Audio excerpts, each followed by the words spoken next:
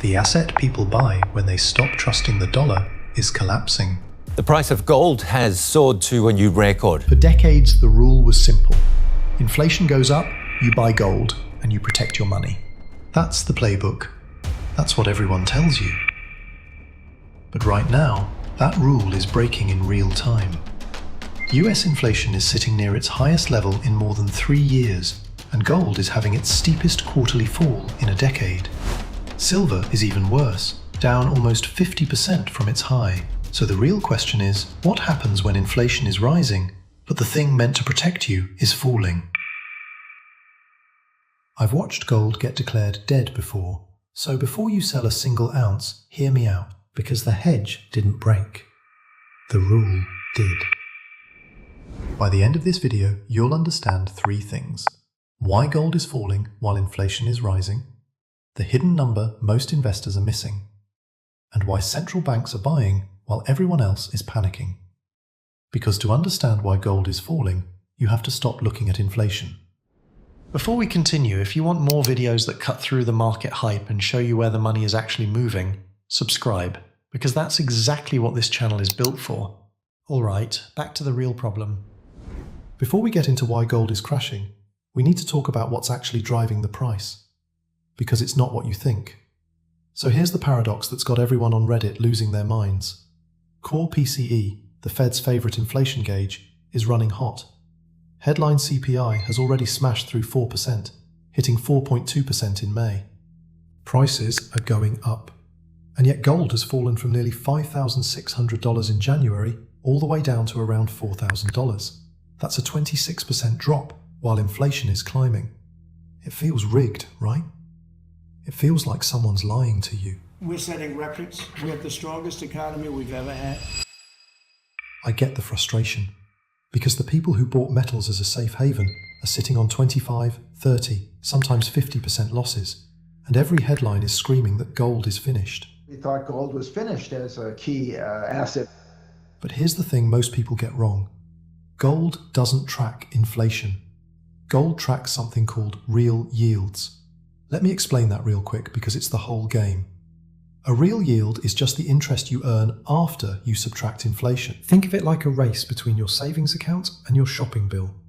If your bond pays you 2% and inflation eats 4%, you're going backwards, so gold looks brilliant. But if your bond pays you a real return above inflation, suddenly that lump of metal that pays you nothing looks pretty stupid in comparison. And remember that because it's the key to everything. Right now, the 10-year inflation-protected yield has jumped to around 2.2%. The 5-year auction just cleared at nearly 2%, almost double what it was back in April. That is a violent move. So bonds are now paying you a real return for the first time in years, and gold pays you nothing. Thus, the model isn't broken at all. It's working exactly as designed.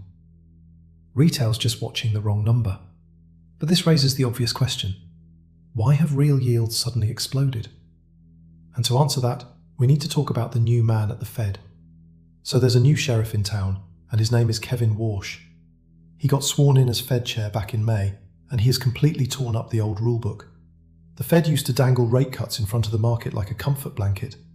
Warsh ripped it away. But I can't give any forward guidance about what we're going to do next. The good news is we'll be meeting in 6 weeks.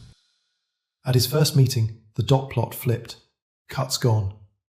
Now 9 of the 18 officials are projecting at least 1 rate hike by the end of the year.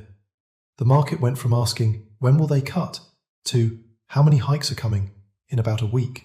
Markets are now pricing in a serious chance of a hike by the October meeting.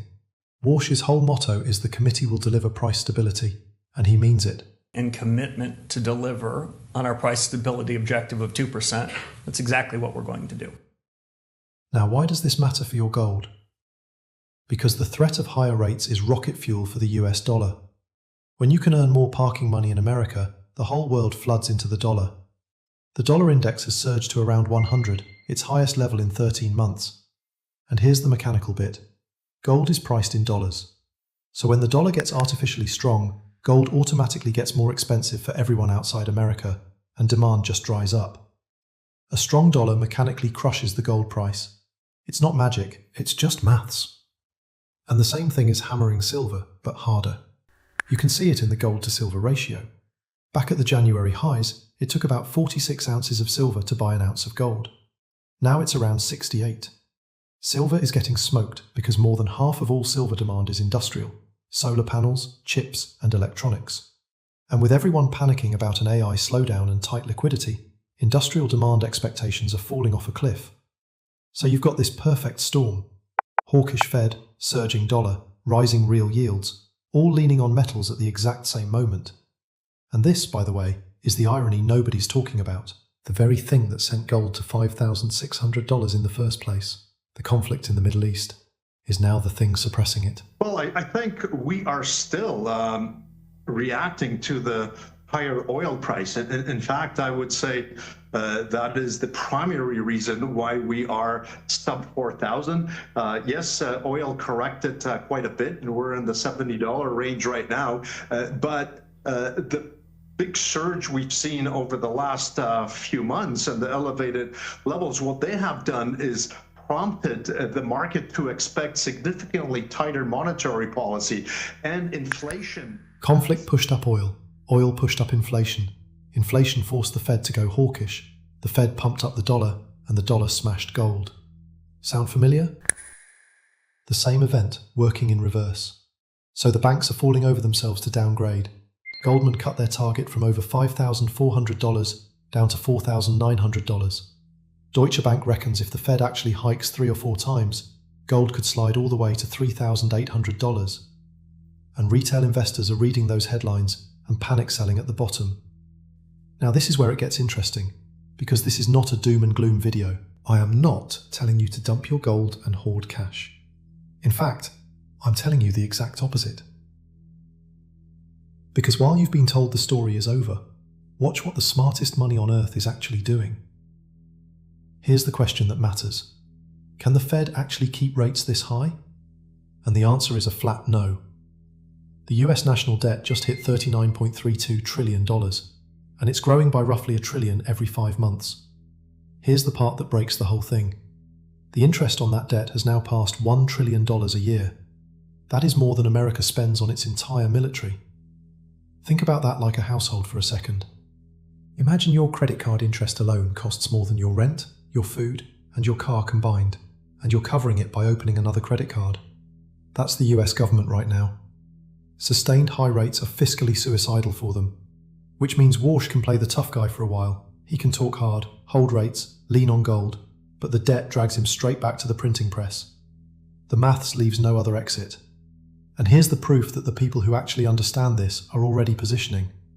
While retail is panic selling, central banks, the literal institutions that print money, are buying gold hand over fist. In the first quarter alone, they snapped up 244 tons. A record 45% of them say they plan to buy even more over the next year. China has added gold for 18 months straight, and here's the stat that genuinely stops me in my tracks. Gold has now overtaken US treasuries as the most valuable reserve asset in the world.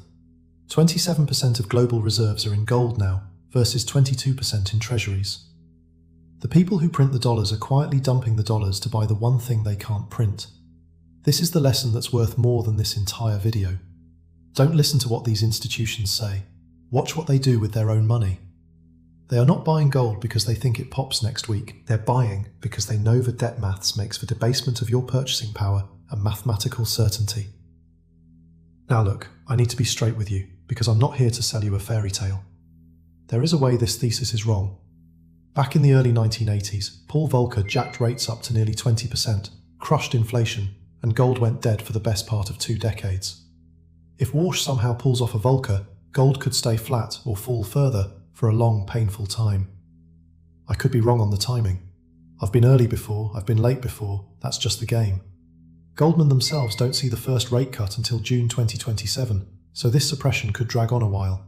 And nobody, not me, not anyone, can time the exact bottom. So selling your gold to try and jump back in later is just dumb. That's not what I'm doing. So what am I doing? I'm not selling an ounce. If anything, a dip like this is when I quietly add a little more. My gold is long-term insurance, not a trade. A rule I live by. Never put myself in a spot where I'm forced to sell at the worst possible moment. The retail crowd is being shaken out right now, right before the structural devaluation of fiat resumes. Don't be the one selling the bottom to a central bank. So that's where I stand on gold. Gold hasn't failed here. This crash is a temporary illusion built on a hawkish Fed and an artificially strong dollar. And when that debt finally forces Warsh to pivot, the real value of hard assets is going to come back violently. If you enjoyed this video, hit the like button, subscribe, and I'll see you in the next one.